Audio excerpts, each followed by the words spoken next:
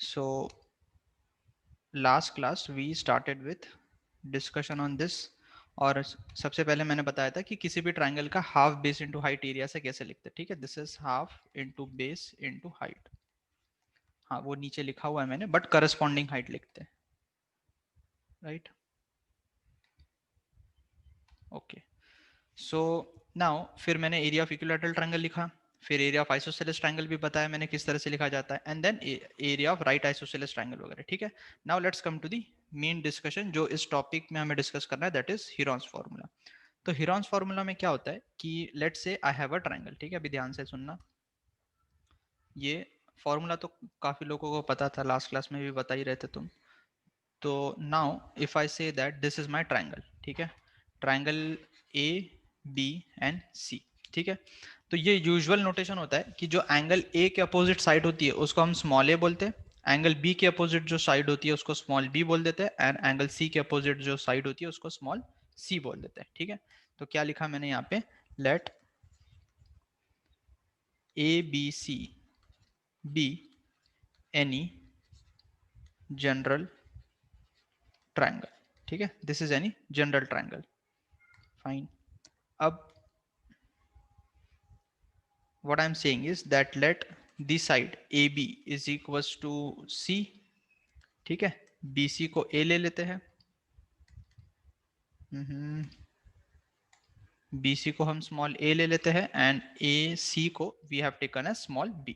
ठीक है, अब मैं क्या करूंगा, सबसे पहले फॉर्मूला लिखूंगा और फिर उस फॉर्मूले का थोड़ा डेरिवेशन भी बता दूंगा। ठीक है, तो इसमें क्या है कि ये सबसे पहले इसमें हम डिफाइन करेंगे semi perimeter. There is a term to be defined which is known as semi perimeter. ठीक है, जिन लोगों को शायद फॉर्मूला पता होगा they would be knowing what is meaning of semi perimeter. Perimeter सबको समझ में आता है, सो सेमी पेरीमीटर का मतलब कुछ भी नहीं होगा, हाफ ऑफ द पेरीमीटर। ठीक है, so if I write the perimeter of this triangle, perimeter कितना होगा, perimeter will be a plus B plus C by two. तो सेमी पेरीमीटर कितना होगा, that is denoted by s। Small s का मतलब semi perimeter, that is half of perimeter of the triangle. Perimeter का मतलब sum of all the sides divided by two. So this is how I define the semi perimeter of the triangle. ठीक है यार, ये अभी तक आए जा रहे लोग, आए जा रहे आए जा रहे, हो गया ना, अभी 10 मिनट हो गए, 6 बजे की क्लास थी तो 6:10 हो चुका है। ठीक है, so this is how right the semi perimeter. अब मुझे इस ट्रायंगल का अगर तीनों साइड्स पता है, then I can write the area of triangle, that is area of triangle A B C. ठीक है, हाउ कैन आई राइट, हाँ, आई सेंड बेटा, वो लास्ट क्लास का भी मैं सेंड कर दूंगा, वो because of the internet connection उस दिन नहीं सेंड कर पाया, टूडेज एंड लास्ट क्लास का I send, don't worry. So if I write area of triangle A B C, that will be equal to what, that will be s into s minus a, ये formula होता है Heron's formula, वो मैं लिख रहा हूं, into s minus c under root, this is the Heron's formula. ठीक है, ये क्या होता है, this is the Heron's formula to write area of the triangle. यहाँ पे s क्या है, s is the semi perimeter, what is a b and c, these are the three sides of the triangle. ठीक है, so this is nothing but Heron's formula, right. इसमें किसी को दिक्कत होनी नहीं चाहिए। ठीक है, चलो नाउ फटाफट इसका डेरिवेशन देख लेते हैं। ठीक है, जिनको समझ में आए, जिनको समझना है वेल एंड गुड, जिनको नहीं समझना है they can leave also. Derivation तो कोई पूछने नहीं वाला तुमसे, बट ठीक है, for understanding I will tell you the derivation. तो डेरिवेशन में क्या है कि the basic idea of writing area of triangle क्या होता है, हाफ बेस इंटू हाइट। तो हाफ बेस इंटू हाइट का यूज करके ही हम इसको डिराइव करेंगे। ठीक है, तो उसके लिए सबसे पहले मैंने क्या कर दिया, मैंने बोल दिया कि ड्रॉ, परपेंडिकुलर है ही नहीं फिगर में, तो मैंने बोल दिया draw A D perpendicular to B C, A D perpendicular to B C. तो अब देखो क्या होगा, मैं फिगर को यहाँ पे फिर से बनाता हूँ। The figure was something like this. ठीक है, ये ए था, ये बी था, ये सी था।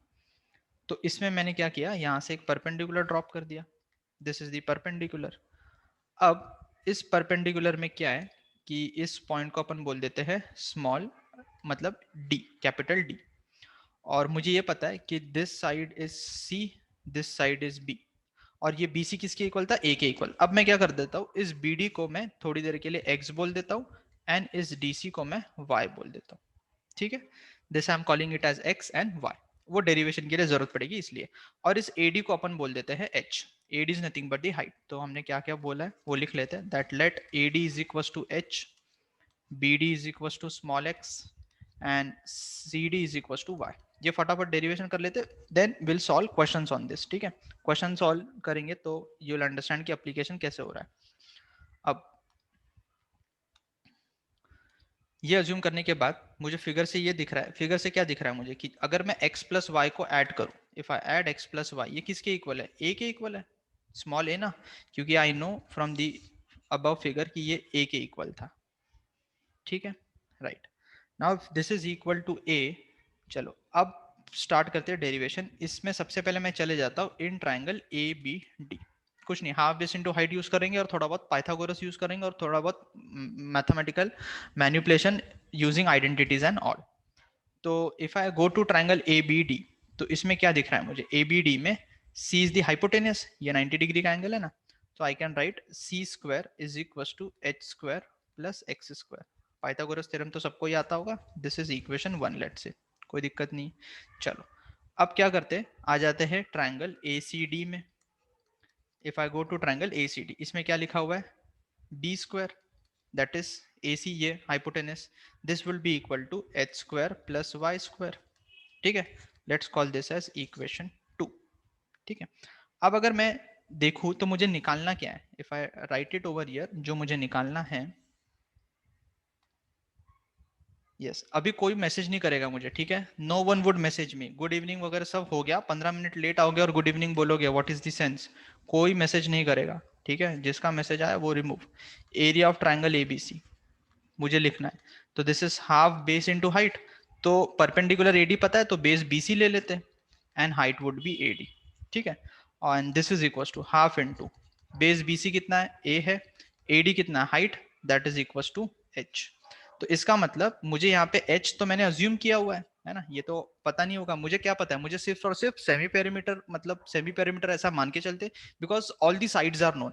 अगर तीनों साइड पता है तो पेरीमीटर पता है और सेमी पेरीमीटर पता है, तो मुझे जो एरिया निकालना है हीरोन्स फॉर्मूला में, अगर फॉर्मूला देखोगे तो उसमें सिर्फ ABC तीन साइड यूज हो रही है और सेमी पेरीमीटर यूज हो रहा है, ठीक है। तो इसका मतलब यहाँ पे ये H को कुछ तो भी निकालना पड़ेगा to get the above formula. तो चलो अभी इसको देखते हैं।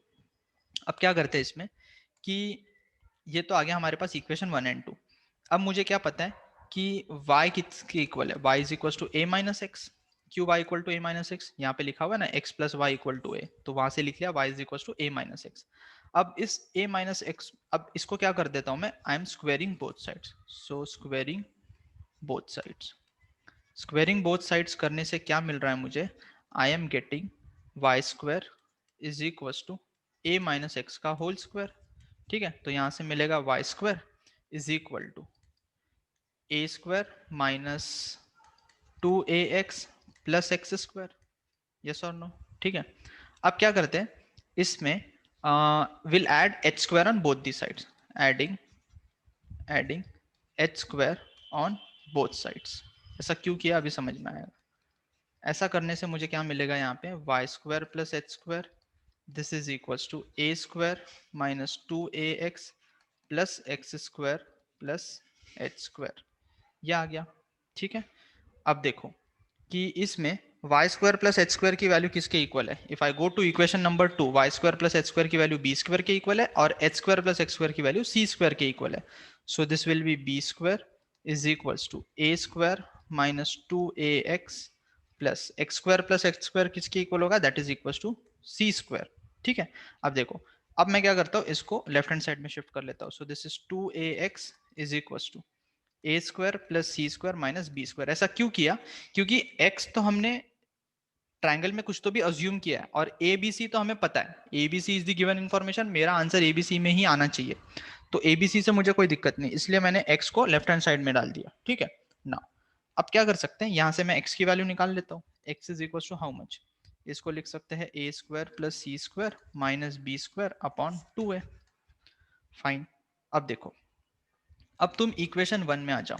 इक्वेशन 1 में क्या लिखा था हमने, इफ यू रिमेंबर इक्वेशन 1, यहाँ पे देखो, equation 1 we have written c square is equal to H square plus x square, तो यहां से मैं लिख सकता हूँ h square is equal to c square minus x square. मैंने टर्म्स को इधर उधर शिफ्ट कर दिया, ठीक है। अब यहाँ पे क्या कर देते हैं, x की वैल्यू सब्स्टिट्यूट कर देते हैं। So this will give H square, क्योंकि एच स्क्वायर चाहिए मुझे, मैंने बोला ना तुमको यहाँ पे h चाहिए मुझे, तो h निकालने के लिए अभी मैं क्या कर रहा हूँ, I am substituting c square minus x की वैल्यू कितनी रखूंगा, x की value will be a square plus C square minus B square upon 2a, ठीक है। अच्छा एक काम करते हैं, इसको इस तरह से सब्स्टिट्यूट करने से अच्छा थोड़ा सिंप्लीफाई कर लेते हैं, और इसको लिख लेते हैं c minus x into C plus x using the identity a plus b into a minus b. अब लिख लेते हैं, so this is h square is equal to, यार अभी भी लोग आ रहे हैं, क्यों आता बेटा, जब इतना लेट ही आना है तो क्लास में। c माइनस एक्स का मतलब क्या है, c माइनस एक्स की वैल्यू कितनी है, A square plus C square minus B square upon 2a, ठीक है, and into C plus X that is C plus A square plus C square minus B square upon 2a, यह आ गया, ठीक है। So from here I get H square is equal to, अब देखना अब थोड़ा सा मैनिपुलेशन करना पड़ेगा to get the required answer, तो यह आ जाएगा c, ठीक है।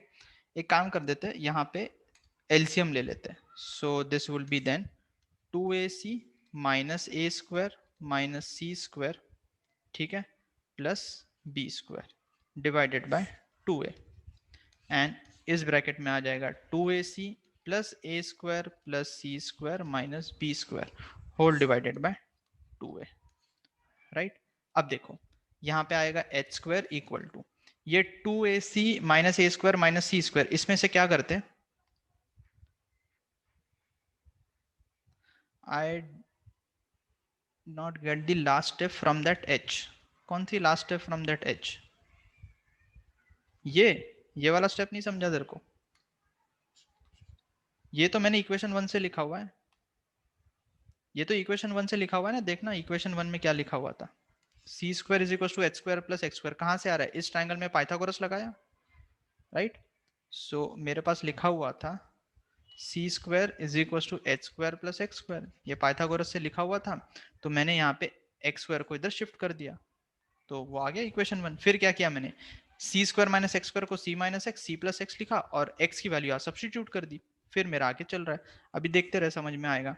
अब मैं क्या करता हूँ, यहाँ से इसको मैं लिख लेता हूँ पहले बी स्क्वायर, ये बी स्क्वायर लिख लिया, फिर अगर मैं इन टर्म्स में से माइनस निकाल लूंगा कॉमन, तो this is a square plus C square minus 2ac, ठीक है, होल डिवाइडेड बाय 2a।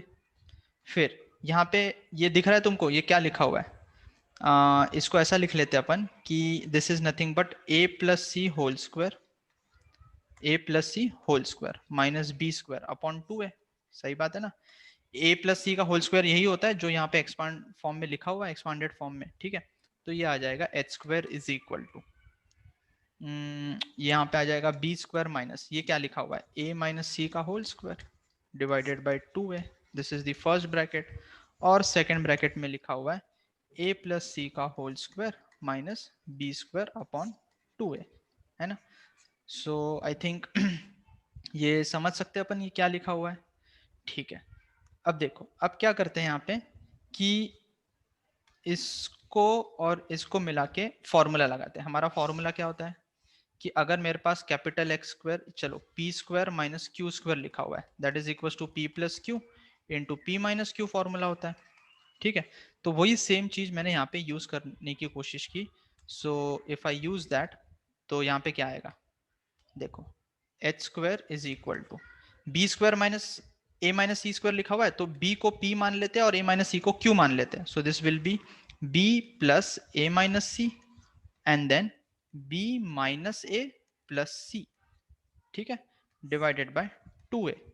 अगर तुम आइडेंटिटी देखोगे इसको और इससे रिलेट करोगे, तो पहली आइडेंटिटी में p equal to B use किया है और q equal to a minus C use किया है, and this is p minus Q. Same चीज यहाँ पे लगाऊंगा, तो this will be a plus C plus B, sorry minus B, and then a plus C, ये प्लस बी होगा and then minus B, ठीक है, डिवाइडेड बाय 2a। इतना तो समझ में आ ही जाएगा अभी, है ना, सिंपल आइडेंटिटी यूज की है। अब तुम देखो अब s इंट्रोड्यूस करते हैं, हमारा s कितना था, एस हमारे पास इतना था, that is equal to a plus B plus C by two. तो यहाँ से 2s किसके इक्वल आ जाएगा, a plus B plus c. अब देखो क्या होगा, अब थोड़ा सा जादू मंत्र कर देंगे तो a प्लस बी लिखा हुआ है यहाँ पे, तो a प्लस बी को क्या लिख सकते हैं यहाँ से, 2s माइनस सी। तो ये लिखा हुआ है 2s माइनस सी फर्स्ट ब्रैकेट। फिर यहाँ पे b प्लस सी लिखा हुआ है, तो b प्लस सी को क्या लिख सकते हैं यहाँ से, 2s minus a. So this is 2s minus, अच्छा ये 2s माइनस 2c हो जाएगा। Why 2c, because 1c is already there, so this is 2c। फिर यहाँ पे आ जाएगा 2s minus 2a whole divided by 2a, ठीक है। एंड यहाँ पे आ जाएगा a plus C plus b. I think इसमें गड़बड़ हुई है क्या कुछ, no it is right. a plus C plus b कितना आ जाएगा 2s, और a प्लस सी कितना है 2s minus b, so this will be 2s minus 2b whole divided by 2a, ठीक है। तो आई थिंक अब एच स्क्वायर आ जाएगा, h square is equal to 2 को तो बढ़िया से शानदार तरीके से उड़ी उड़ी जा हो गया, ये तो उड़ी उड़ी जा उड़ी उड़ी जा उड़ी उड़ी जा उड़ी उड़ी जा, है ना, उड़ गया ये 2। तो क्या मिला अपने को, देखो s माइनस सी इंटू, यार इतना लेट लेट क्यों आते हैं स्टूडेंट, आई मीन लेने वो टैब 7 एसेंशियल, मैंने कितनी बार बोला कि नाम लिखा करो, s माइनस ए इंटू एस माइनस बी, ये आ गया डिवाइडेड बाय ए स्क्वायर। ये एक मिनट, हाँ चलेगा ठीक है। मैंने एक 2 एक्स्ट्रा का कैंसिल कर दिया, देखो कैसे एक 2 एक्स्ट्रा का कैंसिल कर दिया, अगर ध्यान दोगे तो समझ में आएगा कि यहाँ से नीचे तो एक ही 2 था ना, तो एक 2 कैंसिल होगा, एक थोड़ी ना होगा। अब इस 2 को कैंसिल कर दिया तो ये थोड़ी ना होगा, तो that was the mistake I did, तो यहाँ 2s आएगा, ठीक है। चलो, सो यहाँ पे कितना आएगा 4 टाइम्स ऑफ ए स्क्वायर, 4 क्यों आया, यहाँ से 2 एक और यहाँ से 2 एक मल्टीप्लाई होकर 4 बन गया। So finally I get H square is equal to, इसको इस फॉर्म में लिख लेता हूँ, s into S minus A into S minus B into S minus c into 4 divided by a square. अब तुम देखो, जो तुम्हें एरिया निकालना था उसमें h चाहिए था, तो इसका अंडर रूट ले लेते हैं। So this is under root of 4s into S minus A into S minus B into S minus c divided by a square. और इसको थोड़ा सिंप्लीफाई कर लिया तो देखो 4 का अंडर रूट 2 होता है, 2 बाहर आ गया, ए स्क्वायर का अंडर रूट ए हो जाएगा, so this is A into under root of S into S minus A into S minus B into S minus C, ठीक है। चलो, तो आई थिंक अब एरिया ऑफ ट्राइंगल आ जाएगा हमारे पास, area of triangle A B C, this is equal to, क्या लिखा था हमने area of triangle A B C, that was equal to, यहाँ लिखा था ना मैंने, कहा गया, हाँ, हाफ इंटू ए इंटू एच। तो हाफ इंटू ए इंटू एच लिख लेते हैं यहाँ पे, हाफ इंटू ए इंटू एच, और एच हमने निकाल लिया। तो आई थिंक अब तुमको समझ में आ गया कि हेरॉन्स फॉर्मूला किस तरह से डिराइव हो चुका है। ए इंटू एच की वैल्यू कितनी है 2 बाई ए, और ये under root S into S minus ए into S minus B into S minus C, ठीक है। अब ये ए 2 उड़ी उड़ी जाओगे, ठीक है। तो this is under root of S into S minus A into S minus B into S minus C. तो ये था अपना डेरिवेशन ऑफ हेरॉन्स फॉर्मूला। समझ में आया तो वेल एंड गुड, कोई एग्जाम में पूछने नहीं वाला है, बट मुझे लगता है कि पता होना चाहिए, है ना, जो ढंग से पढ़ता है, जिनको समझ में आता है, तो they should be knowing this, तो इसलिए मैंने बता दिया, फाइन। चलो, नाउ ह्यूरॉन्स फॉर्मूला में इसके अलावा क्या है, नाउ देयर आर क्वेश्चंस, मैं डिफरेंट टाइप्स ऑफ क्वेश्चन कराऊंगा, ठीक है। और जो डिफरेंट टाइप्स ऑफ क्वेश्चन तुमको बुक में भी मिलेंगे या जो कॉमनली अकरिंग क्वेश्चंस है, दोज विल स्टार्ट डूइंग, ठीक है। चलो, हाँ मैसेज मत करो, मैसेज मत करो, I am saying again and again, no need to message. So let's start, ठीक है। क्वेश्चंस, अभी ह्यूरॉन्स फॉर्मूला के क्वेश्चंस, पहले कुछ इजी क्वेश्चंस के साथ स्टार्ट करेंगे। तो सबसे पहले अ वेरी इजी क्वेश्चन, ठीक है, direct formula application, area find area of a triangle whose sides are whose sides are 13 centimeter, 14 centimeter and 15 centimetre, ये साइड्स दे रखी है, ठीक है। तो ये निकालना है। तो आई थिंक जैसे अपने को किसी भी ट्रायंगल का एरिया निकालने बोले और तीनों साइड दे रखी होगी, तो सीधा सीधा अपना दिमाग में चमकना चाहिए कि भाई हीरोन्स फॉर्मूला लगाना है। जैसे तीनों साइड दे रखी होगी, तो भाई देखो तीन साइड कौन कौन सी है, ये दिख रहा है ना तुमको, ए बी और सी। तो किसी को भी 13 14 15 मान लो, मैंने इसको बोल दिया 13, इसको बोल दिया 14, इसको बोल दिया 15। ठीक है, अब हीरोन्स फार्मूला लगा लेंगे क्योंकि तीनों साइड्स पता है। हीरोन्स फार्मूला का एप्लीकेशन कब होगा, जब मुझे ट्रायंगल की तीनों साइड पता होगी, then only I can apply the Heron's formula. ठीक है, तो सबसे पहले यहाँ पे सेमी पेरीमीटर कैलकुलेट करेंगे for Heron's formula. Semi perimeter किसके इक्वल होगा, sum of all the sides divided by 2। ठीक है, दिस इज इक्वल टू कितना आएगा ये 27 प्लस 15 कितना हो जाएगा 42, 42/2 दैट इज इक्वल टू 21। ये आ गया मेरे पास सेमी पेरीमीटर। अब मैं एरिया कैसे लिखूंगा, अच्छा वो एरिया को है ना, कोई कोई बुक्स में डेल्टा इस तरह से भी लिखा जाता है। ठीक है, this is nothing but notation of area. तो डेल्टा और इस तरह से लिख लेते हैं area of triangle. This is equal to, वो ट्राइंगल का एरिया का नोटेशन है अंडर रूट ऑफ एस। अच्छा इसमें लिख लो a इज इक्वल टू 13 ले लिया, b इज इक्वल टू 15 ले लिया and c is equal to 14। वो फिगर से तुम किसी को भी abc अज्यूम कर सकते हो, that is not a question, वो कोई इशू नहीं है। ठीक है, ये फॉर्मूला है। अब इस फॉर्मूले में वैल्यू पटकनी है, तो भाई पटक देते हैं। s की वैल्यू 21, ये आ जाएगा 21 माइनस 13 इंटू 21 माइनस b की वैल्यू 15, c की value 14। So this is 15 and this is 14।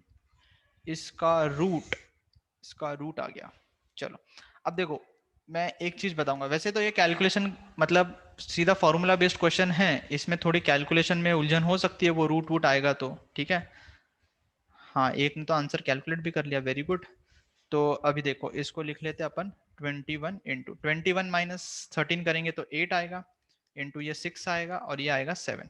अब ये हीरोन्स फॉर्मूला लगाते समय हमेशा होगा, तो इसमें तुम ध्यान क्या रखोगे कि जब भी रूट में आएगा ना कुछ, तो जितने फैक्टर्स रूट के बाहर निकल सकते हैं उनको पहले बाहर निकाल दो, उनको भगा दो बाहर, रूट के बाहर। ठीक है ना, कैसे समझ में आएगा, रूट के बाहर भगाने का मतलब क्या हुआ कि मैं इस 21 को क्या लिख सकता हूँ, यहाँ पे 7 दिखा, 7 इज अ प्राइम नंबर, तो और एक 7 मिल गया, तो मुझे ये पता है ना रूट 7 इंटू 7 किसके इक्वल होगा, 7 के इक्वल होगा। ये तो समझ में आता है सबके, है ना।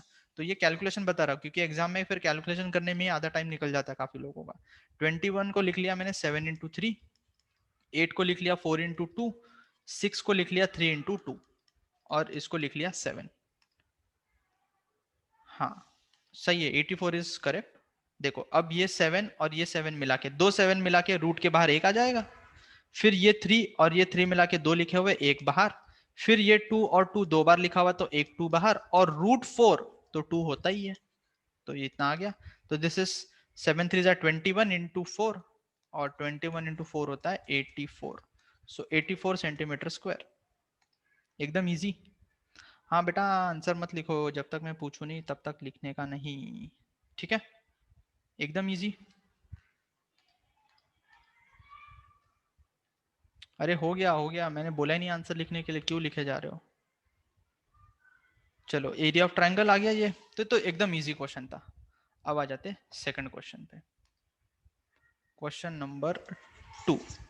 अब देखो क्वेश्चन का मैं जितना चेंज कर सकता हूँ उतना चेंज करेंगे क्वेश्चन को। Second question is the perimeter of a triangular field of a triangular field is 450 meters, ठीक है, and its sides are in the ratio are in the ratio 13 is to 12 is to 5, ठीक है। Find the area of triangle, find the area of triangle, ठीक है, this is the question. चलो let's start. तो हमें क्या given है question में, क्वेश्चन को ध्यान से पढ़ो, पेरीमीटर दे रखा है, ठीक है, ट्राइंगुलर फील्ड बोल रहा है, तो ये ट्राइंगुलर फील्ड हो गई अपने पास। मान लेते हैं ए, बी और सी। उसने पेरीमीटर दे रखा है, मतलब सम ऑफ दी साइड्स दे रखा है, और बोल रहा है sides are in the ratio. तो कभी भी अगर ऐसा क्वेश्चन में मिले ना कि sides are in this ratio, तो तुम क्या करो, साइड्स को अज्यूम कर लो। रेशो वाले क्वेश्चन में ये तुमने पहले भी इस तरह के क्वेश्चन किए होंगे तो पता होगा कि जब भी ये साइड्स का रेशो दे रखा होता है या नंबर्स का रेशो दे रखा होता है, तो हम बोल देते हैं लेट दी साइड्स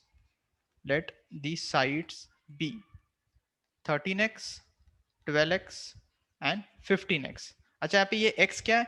x तो वो प्रोपोर्शनलिटी वाला कांस्टेंट है, क्योंकि ये रेशो दे रखा है ना मुझे। तो अभी भी अगर मैं इन तीनों का रेशो देखूं तो रेशो तो सेम ही है, x और x तो कैंसिल हो जाएंगे रेशो होने के कारण। ठीक है, तो मैं साइड्स को 13x 12x 15x लिख सकता हूं। क्योंकि मुझे एरिया निकालना है तो मुझे पहले साइड्स निकालनी पड़ेगी, और साइड निकाल लिया तभी मेरा एरिया आएगा। तो इसीलिए साइड्स का रेशो देने के कारण मैंने इसको 13x 12x 15x, ये 15x कहां से आ गया, 5x है ना भाई, गलत लिखा था मैंने, ठीक है 5x। अब तुम्हें पेरीमीटर गिवन है, पेरीमीटर किसके इक्वल होता है? Perimeter is nothing but sum of all the sides. So perimeter of triangle is equal to 13x plus 12x plus 5x। ठीक है, अच्छा, अब पेरीमीटर किसके इक्वल है? Perimeter is equal to 450, so this is 450 equal to 13 plus 12 कितना है? 25, 25 plus 5 is 30x। तो यहाँ से 0 और 0 कैंसिल, तो x कितना आ गया? 45/3। so this implies the value of x is 15। x का वैल्यू 15 आ गया भाई। अगर x का वैल्यू 15 आ गया तो साइड्स आ गई अपने पास, therefore sides of triangle आर। देखो साइड्स को हमने क्या अज्यूम किया? 13x 12x 5x। तो साइड्स 13x मतलब 13 इंटू 15, 13 इंटू 15 हो जाएगा ये 150 और 45 195। भाई टेबल तुमको याद होनी चाहिए, मल्टीप्लिकेशन तुमको आनी चाहिए। दूसरी साइड क्या है? 12x, तो 12 इंटू 15, 12 इंटू 15 करोगे तो यूल गेट 180, और फाइनली 5 इंटू 15, तो दैट इज इक्वल टू 75। तो अभी तुमको समझ में आ गया कि ट्रायंगल की साइड्स कितनी आ गई। अब ट्रायंगल की साइड्स आ गई तो शुरू हो जाओ, हीरोन्स फार्मूला। साइड्स पता चलने पे तो आ जाता, उससे भी पहले एस निकाल लेते। एस क्या है? Semi perimeter, perimeter divided by 2। तो पेरीमीटर तो इस क्वेश्चन में ऑलरेडी गिवन था, 450 डिवाइडेड बाय 2, तो दैट इज इक्वल टू 225। ठीक है, अब ये आ गया 225, तो आगे अपन अभी क्वेश्चन को लिख सकते हैं क्या? The required area delta that is equal to under root of 225 s into S minus A into S minus B into S minus C, ये फॉर्मूला होता है ना अपना। ठीक है, अब इस फॉर्मूले को अप्लाई करने के लिए हमने यहाँ पे लिखा delta is equal to s की वैल्यू कितनी है? 225। ए को अपन ले लेते हैं first side, a B c कुछ भी ले लो, दैट डज नॉट मैटर। मैंने 195 ले लिया, तो 195 इंटू 225 माइनस 180 इंटू 225 माइनस 75। ठीक है, इसका रूट, और इसका रूट अभी कैलकुलेट करेंगे। So delta will be equal to 225 into ये कितना आएगा? दिस इज 30, फिर 225 माइनस 180 कितना होगा? 45, फिर 225 माइनस 75 कितना होगा? 150 अंडर रूट ऑफ दिस। ठीक है, चलो नाउ,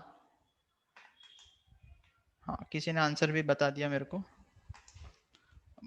ठीक है, मतलब आता, तुम्हें आता है तो अच्छी बात है, बट अभी आंसर मत बताओ, लेट मी डू इट। ठीक है, तो रूट ऑफ 225, रूट ऑफ 225 तो पता है 15 हो जाएगा। ठीक है, इनटू,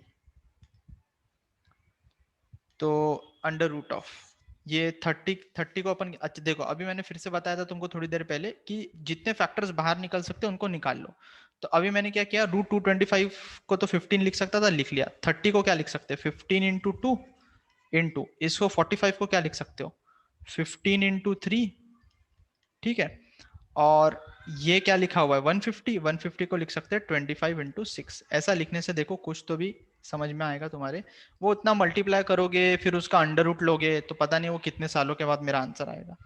उससे अच्छा तो मैं ऐसे करूंगा 15 इंटू, अब देखो ये 15 और 15 दो बार लिखा हुआ है तो रूट में से एक बार बाहर, भाई रूट का मतलब दो बार नंबर लिखा हुआ तो एक बार बाहर आ जाएगा, इंटू ये 25 का रूट कितना होगा? 5, तो आ गया 5 इंटू 2 into 3 कितना होता है 6, तो ये 6 लिखा हुआ है और ऑलरेडी यहाँ पे एक 6 है, तो दो 6 में से रूट के बाहर एक 6 आ गया, तो this is my answer, that is 225 into 30, 6 into 5 is 30, yes, तो that is delta, that is the area of the required field is equal to, हाँ 225 into 3, तो 450, और 450 और 225 675 है ना, 6750, तो तुम्हारा भी यही आया था, मतलब मैंने भी ओवरऑल कैलकुलेशन सही कर ली, बहुत बढ़िया, ठीक है, क्लियर इनफ, आगे क्वेश्चन करें अभी, चलो then let's do question number 3। Meter दे रखा था क्या? अरे कोई नहीं, मीटर कर दो यार, हाँ चलो मीटर में दे रखा था, माई मिस्टेक, लो भैया लो, मीटर स्क्वायर लो, मीटर स्क्वायर लो, वैसे दिस इज इम्पोर्टेंट, जो देगा नहीं तो मार्क्स कटते एग्जाम में भी। Now let's go to question number 3। Question number 3, question number 3 में क्या लिखा हुआ है, the length of the sides, ठीक है, the length of the sides of a triangle, किसी को कुछ भी डाउट आ जाए ना तो मेरे से सीधा पूछ लेना, ठीक है, कुछ समझ में नहीं आया तो, the length of the sides of a triangle are 5 centimetre, 12 centimetre and 13 centimetre, ठीक है, find find the length of find the length of perpendicular find the length of perpendicular find the length of perpendicular from the from the opposite from the opposite vertex from the opposite vertex to the side to the side whose whose length is whose length is 13 centimeter whose length is 13 centimetre, ठीक है, चलो, तो चलो एक काम करते हैं, मैं तुमको 2-3 मिनट का टाइम देता हूँ, तुम सॉल्व करो इस क्वेश्चन को, ठीक है, और मुझे आंसर बताओ, चलो देखते हैं अभी किसका आंसर आए, और समझ में नहीं आएगा कुछ तो मेरे से पूछना।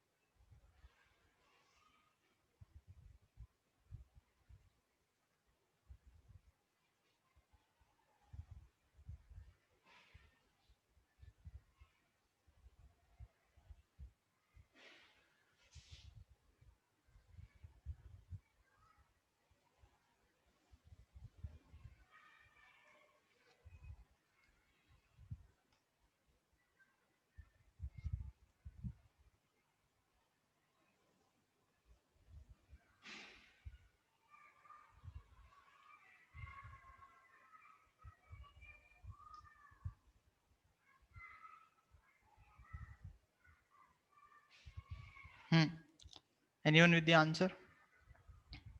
कोई बात नहीं, आराम से करो, कहीं नहीं जाना अपने को।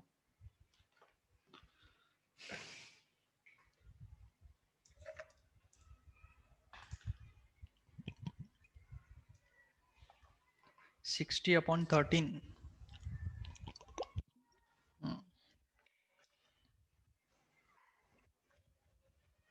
लग तो रहा है सही, देखेंगे अभी।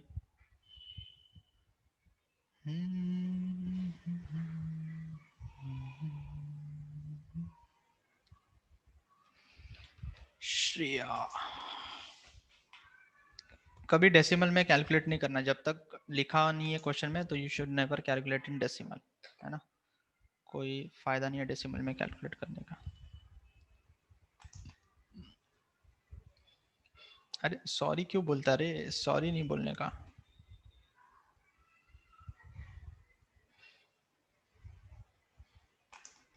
चलो तो अभी अपन इस क्वेश्चन को करते हैं। देखो सबसे शॉर्ट तरीका क्या होगा, सबसे आसान तरीका तो ये होगा कि अगर किसी ने ये आइडेंटिफाई कर लिया कि अगर ये 5, 12 और 13 दे रखा है तो 5, 12 और 13 इज अ पाइथागोरियन ट्रिपलेट।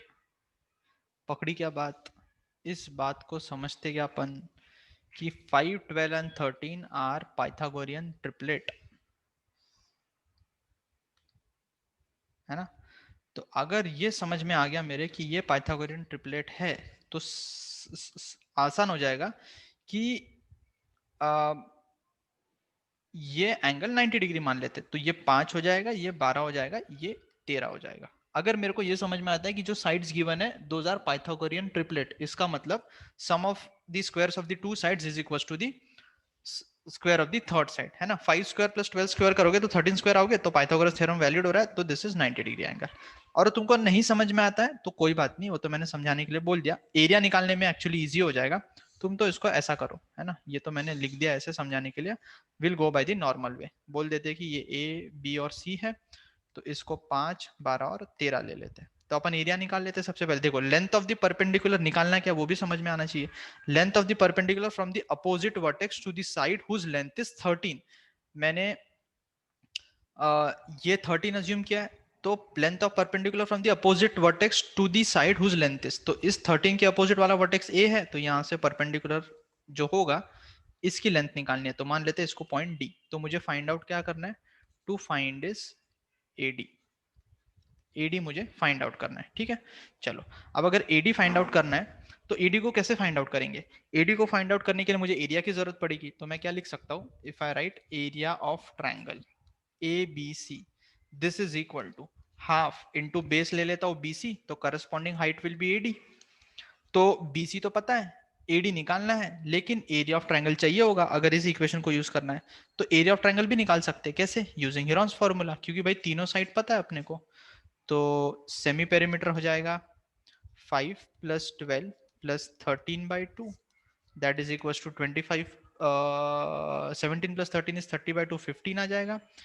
तो area of triangle A B C, है ना। अब मैं वो फॉर्मूला नहीं लिखूंगा, डायरेक्टली वैल्यूज पुट करूंगा। S into S minus a 15 minus 5 ले लेते हैं, into S minus b 15 minus 13 ले लिया, एस माइनस सी 15 माइनस 12 ले लिया,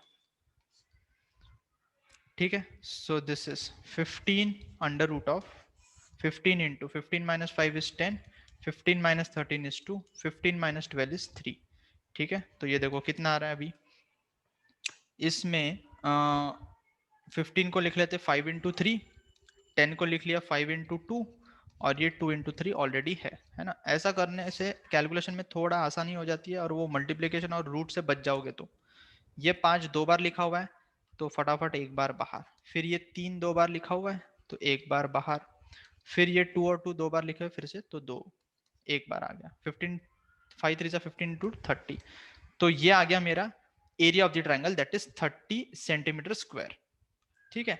now this area I can put in this particular equation to get the required answer. तो मैं बोल सकता हूँ 30 is equal to half into BC कितना है 13 इंटू एडी। तो यहां से तुम्हें दिख रहा है शानदार तरीके से एडी आ जाएगा 60/13। तो दिस इज माय आंसर, ये आंसर, ओके क्लियर है।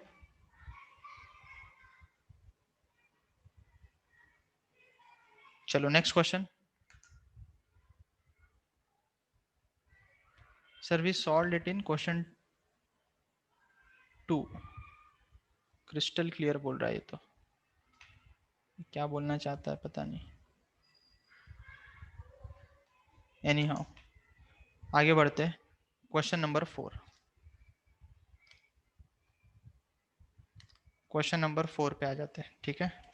अब देखो क्वेश्चन नंबर 4 देता हूँ, देखो तुम करते हो कि नहीं करते हो। क्वेश्चन नंबर 4 है find the percentage find the percentage increase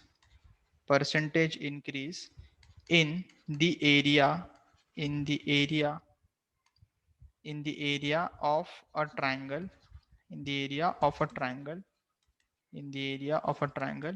if if its each side is doubled. अगर सारी साइड्स को डबल कर दिया तो मुझे निकालना है कि परसेंटेज एरिया कितने से बढ़ जाएगा. Very clear sir.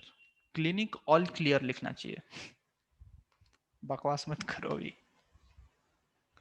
Find the percentage increase in the area of a triangle if it's each side is doubled. तो अगर अपने को क्वेश्चन नहीं समझा तो मैं लिख देता हूँ. क्वेश्चन ये बोलना चाहता है कि एक ट्रायंगल है मेरे पास, है ना, ए बी सी. तो ये ए, ये बी और ये सी, मैंने क्या किया, साइड्स को डबल कर दिया. तो ये जो नया ट्रायंगल बना इसकी साइड डबल हो गई. वो दिख नहीं रही है उससे मत जाना, वो मान लिया कि डबल हो गई. सो this is the old triangle and this is the new triangle. अब बताना है कि इस ट्रायंगल से इस ट्रायंगल में जब मैं जाऊंगा तो एरिया कितने परसेंटेज से बढ़ गया, by how much percentage the area is increased.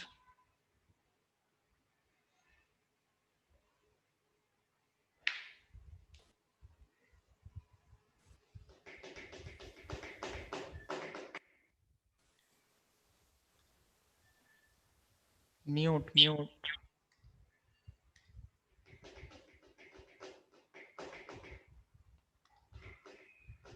0%? My God, ऐसे कैसे हो सकता है. अरे कॉमन सेंस ये बताता है मेरे को कि अगर ट्रायंगल की साइड को डबल कर दिया एरिया तो बढ़ेगा.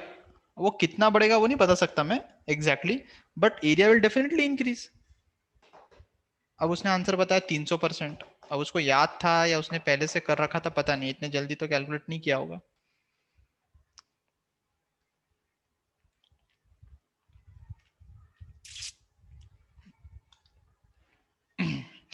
ठीक है, देखो इसको कैसे करेंगे.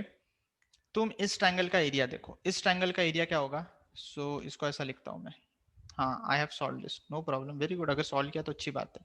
सो एरिया ऑफ ओल्ड ट्रायंगल ऐसा लिखते थे, डेल्टा ओल्ड. तो वो तो सिंपल हो जाएगा, s into S minus A, ठीक है, into S minus B into S minus C. ठीक है, ये हो जाएगा. ठीक है, अब इस ट्रायंगल का जो सेमी पेरीमीटर था वो s था, इसका अपन s डैश मान लेते हैं. ठीक है, तो अब नए ट्रायंगल का एरिया निकालने के लिए मैं s डैश निकालूंगा पहले. s dash will B 2a plus 2b plus 2c divided by 2, है ना, डिवाइडेड बाय 2 आ जाएगा. So this 2 and 2 will get cancel, तो ये तो आ जाएगा a प्लस बी प्लस सी. और s क्या होता है हमारा, s होता है a plus B plus C by 2. तो यहां से तुमको दिख रहा है कि s dash will be equal to 2 times of s, 2 times of s. अब मैं नए ट्रायंगल का एरिया लिख सकता हूं, that is delta new. This is equal to under root of s dash into h dash minus 2a, क्योंकि भाई नए ट्रायंगल की साइड तो 2a है ना, फिर h dash minus 2b into h dash minus 2c. Fine. अब देखो this is equal to h dash को मैं क्या लिख सकता हूँ, 2s. This is 2s.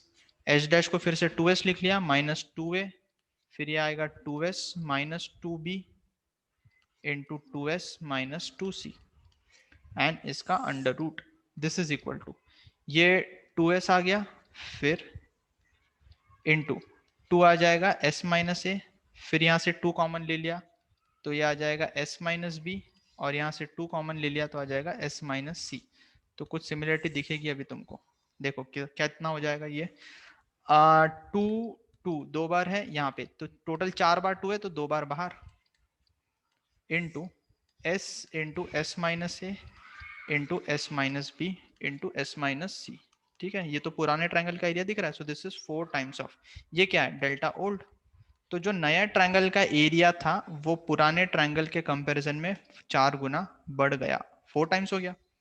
अब अगर ये 4 टाइम्स हो गया है तो ये तुम याद भी रख सकते हो, ऐसा ऑब्जेक्टिव पेपर में आ जाता है कभी कभी कि अगर ट्राइंगल्स की साइड को डबल कर दिया तो एरिया में क्या फर्क पड़ेगा।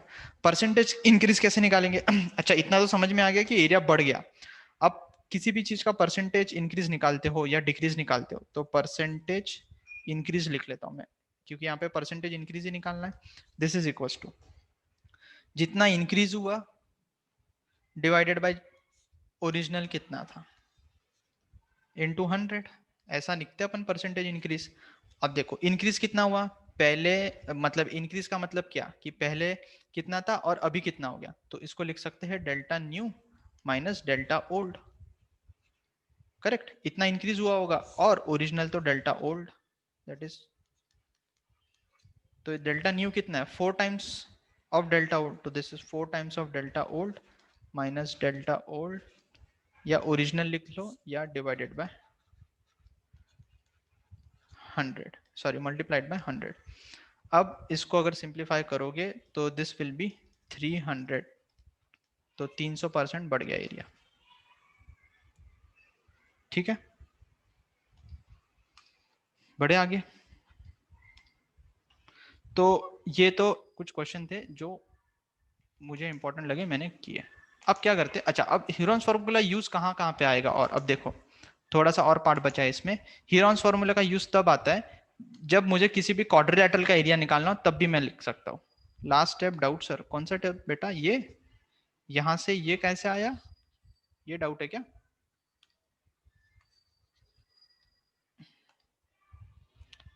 अच्छा देखो, ये 4 delta old minus delta old को लिख सकते हैं ना अपन, 3 times of delta old divided by delta old into 100। तो ये खचाखच उड़ी उड़ी जा, 3 इंटू 100 कितना हो जाएगा 300। अब ठीक है, एक स्टेप में खा गया था, मेरे को भूख लग गई ना तो मैं इसे खा गया, खा जाता हूँ मैं कभी कभी, ध्यान रखना। और अगर मैं खा गया तो तुम मुझे याद दिला देना। चलो ठीक है। हाँ, अब मैं क्या बोल रहा था कि हीरोन्स फार्मूला का हम यूज किसी भी क्वाड्रिलेटरल का एरिया निकालने के लिए कर सकते हैं। कैसे? देखो मान लो कि इस तरह का कुछ क्वाड्रिलेटरल है मेरे पास, अरे ये क्वाड्रिलेटरल टेढ़ा बन गया, ठीक है, इस तरह का कुछ क्वाड्रिलेटरल है मेरे पास, ठीक है। अब इस क्वाड्रिलेटरल का एरिया निकालना है मुझे, तो मैं निकाल सकता हूँ यूजिंग हीरोन्स फार्मूला। कैसे? इसको दो ट्रायंगल में डिवाइड कर सकते हैं, इसकी डायगोनल बना लिया तो ये दो ट्रायंगल बन गए, तो दो ट्रायंगल बन गए तो भाई एरिया निकल जाएगा अभी। सही बात है। तो गिवन अ क्वाड्रिलेटरल, हम मतलब अगर हमें ऑब्वियसली तीनों साइड्स पता होंगी क्वाड्रिलेटरल की तभी एरिया निकाल पाएंगे, ठीक है। तो उसी के बेसिस पे एक क्वेश्चन करते हैं, ठीक है। चलो, सो क्वेश्चन नंबर 5 है ना, I think yes, question number 5। Find find the area of quadrilateral quadrilateral ABCD in which AB is equals to 7 centimeter, then BC is equals to 6 centimeter, then CD is equals to 12 centimeter, and DA is equals to, मैं figure बनाऊंगा अभी, tension मत लेना, 15 centimetre, and AC is equals to 9 centimetre, ठीक है। और जो given figure है वो इस तरह का कुछ है, देखो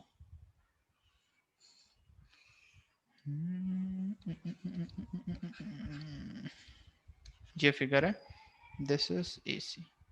तो क्या क्या गिवन था मुझे वो तुम देख सकते हो अभी, ये 7 है, this is 6, this is 12, this is 15 and this is 9, ठीक है। आई थिंक अब इजी है।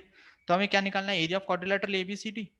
तो ये तो एकदम इजीली समझ में आता है सोल्यूशन, कि एरिया ऑफ क्वाड्रिलेटरल ABCD किसके इक्वल होगा, this area of quadrilateral ABC will be equal to the area of these two triangles.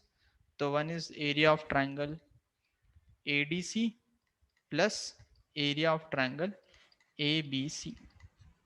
And इसके बाद I think it's all about calculation, थोड़ी कैलकुलेशन करोगे तो अपने आप कैलकुलेट होके आ जाएगा। चलो बताओ, डू दी कैलकुलेशंस। ठीक है, तो पहले देखो इस ट्रायंगल का एरिया निकाले, ट्रायंगल एडीसी का। तो अगर मैं ट्रायंगल एडीसी की बात करूं तो इसके लिए what is the semi perimeter s. ADC मतलब ये ऊपर वाला ट्रायंगल, तो semi perimeter is 15 plus 12 plus 9 by 2। 15 plus 12 is 27 plus 9 is 36 by 2 is 18। तो area of triangle ADC this is equal to under root of s which is 18, s minus a 18 minus 9, s minus b 18 minus 15, s minus c 18 minus 12। ठीक है, so this will be equal to 18 into 18 minus 9 कितना होता है 9, 18 minus 15 कितना है 3, 18 minus 12 is 6। So this is equals to, अब देखो फिर से, जो जो रूट के बाहर निकल सकता है फेंको, एक एक को उठा के फेंकने का है बस। 18 को लिख लिया 9 इंटू 2, ये 9, ये 3 और ये 6। कहाँ से दिमाग लग जाएगा मेरा कि देखना चाहिए जो बड़े नंबर होते हैं ना कभी भी उनको छोटे नंबर में स्प्लिट करके देखना चाहिए था। अब यहाँ पे 18 लिखा हुआ था, मुझे पता है 18 को 9 इंटू 2 लिखा सकते हैं और एक 9 ऑलरेडी है इसलिए 9 इंटू 2 लिखा। तो तुम बोलोगे सर 6 इंटू 3 क्यों नहीं लिखा, 6 इंटू 3 भी लिख सकते थे, सही बात है, ऑब्वियस सा डाउट है ना। तो 6 इंटू 3 लिखने से भी आंसर आएगा एकदम। मैं खुद ही लिख लेता हूँ 6 इंटू 3। अब देखो 6 इंटू 3 लिखने से क्या हो गया, ये दो 6 में से एक 6 बाहर, इंटू 3 दो बार लिखा हुआ है एक बार बाहर, और रूट 9 तो ऑलरेडी 3 होता ही है। एडीसी का एरिया आ गया 16 into 3, 6 into 3 is 18, 18 into 3 is 54। उसने 108 कहां से निकला पता नहीं, 54 आया मेरा, देखो 54 सेंटीमीटर स्क्वायर।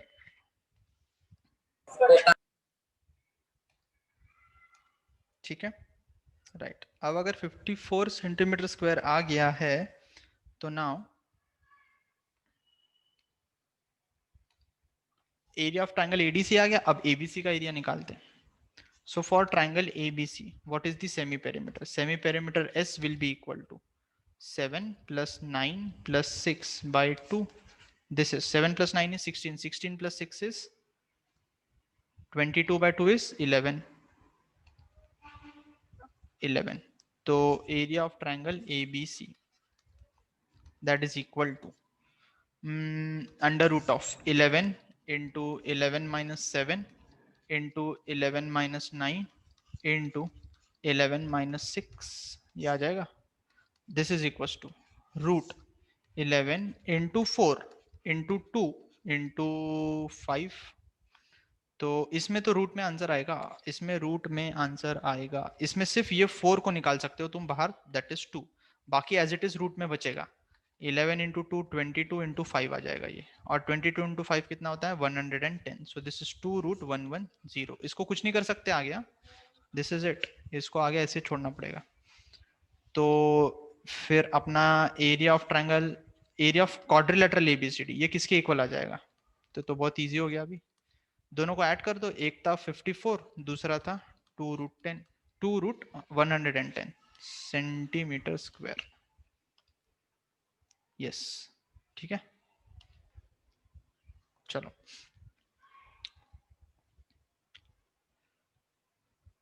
तो क्वाड्रिलेटरल का एरिया भी हम इससे निकाल सकते हैं। ठीक है, चलो अब क्या करता हूं मैं, नाउ अगर मुझे ट्रायंगल का एरिया निकालना आ गया हीरोन्स फॉर्मूला से, अब तुम्हें ट्रेपेजियम, रोम्बस, पैरेललोग्राम इनका एरिया निकालना आता है क्या, पता होगा।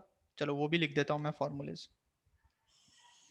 सबसे पहले लिख लेते हैं ट्रेपेजियम। तो ट्रेपेजियम का एरिया किसी को पता है, पता होना ही चाहिए।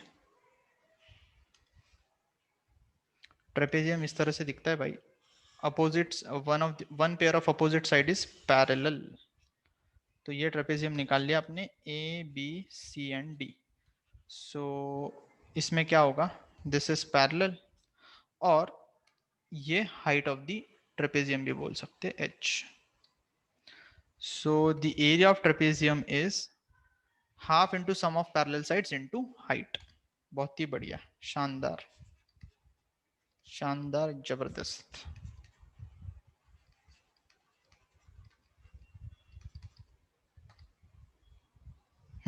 हाँ हाँ ठीक है ठीक है ठीक है ठीक है, समझ गया मैं, अभी आता है तुमको। Half into sum of parallel sides, ठीक है, इंटू हाइट, हाइट आ जाएगा ये, ठीक है। तो ये आ गया एरिया ऑफ ट्रेपेजियम। अच्छा, इसको अगर इस फिगर के हिसाब से लिखोगे तो that is half into parallel sides कौन सी है, डीसी और एबी, तो this is half into AB plus CD into height is H, so this is the area of trapezium. ये याद होना चाहिए एक्चुअली सबको, तो होगा ही तुमको। अब आ जाते हैं एरिया ऑफ रोम्बस। रोम्बस का एरिया, अच्छा रोम्बस क्या होता है, सबसे पहले rhombus is a parallelogram with all the sides equal, this is the rhombus. तो इसको नामकरण कर देते हैं इसका A B C and D, है ना, ये पैरेलल होगा, this is parallel to this. Hmm, हाँ, so area of rhombus is half into product of the diagonals, और रोम्बस की डायगोनल्स क्या होती है, परपेंडिकुलर बाइसेक्टर भी होती है, ये देखो ये है। So I can say that area of rhombus this is equal to half into product of diagonals, तो हाफ इनटू, चलो प्रोडक्ट ऑफ डायगोनल्स लिख लेते हैं ऐसे ही वर्डिंग्स में, एंड प्रोडक्ट ऑफ डायगोनल्स लिखने के बाद this is half into AC into BD।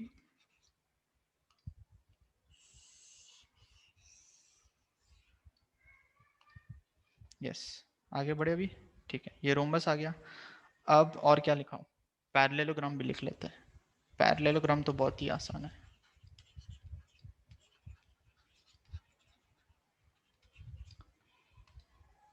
Parallelogram is nothing but base into height, yes, base into height.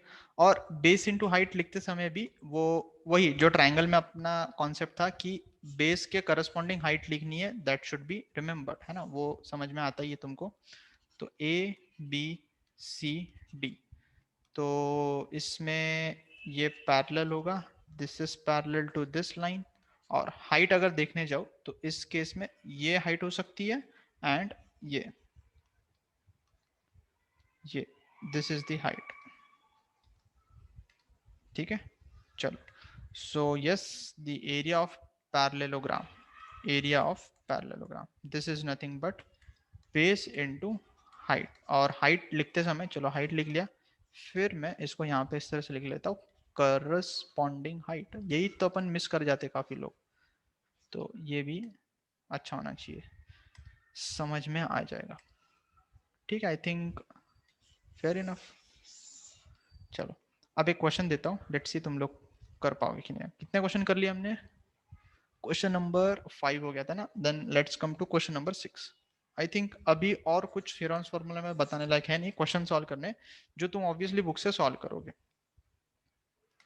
मैं एक क्वेश्चन लेता हूँ, क्वेश्चन नंबर 6 में लिख रहा हूँ मैं, find the area of, find the area of trapezium, trapezium whose whose whose parallel sides, whose parallel sides are 25 centimeter, 13 centimeter, and other sides, other sides are 15 centimeter and 15 centimeter। ये question है, चलो try करो तुम, then will discuss.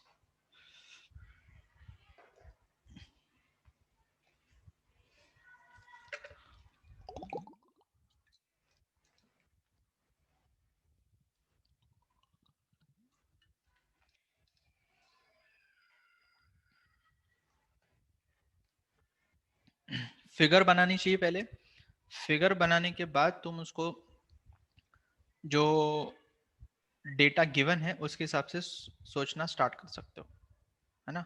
अगर figure ही नहीं बनाओगे तो फिर समझ में कैसे आएगा।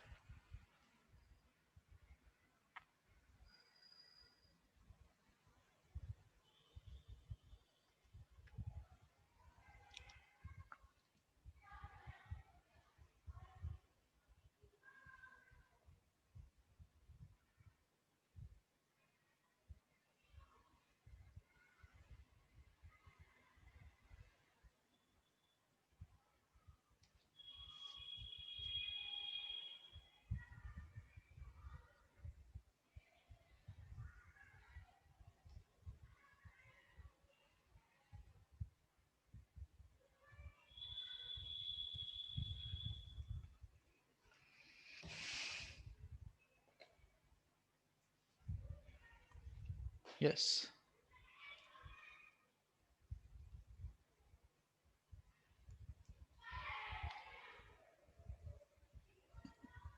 इसने तो आंसर भी निकाल लिया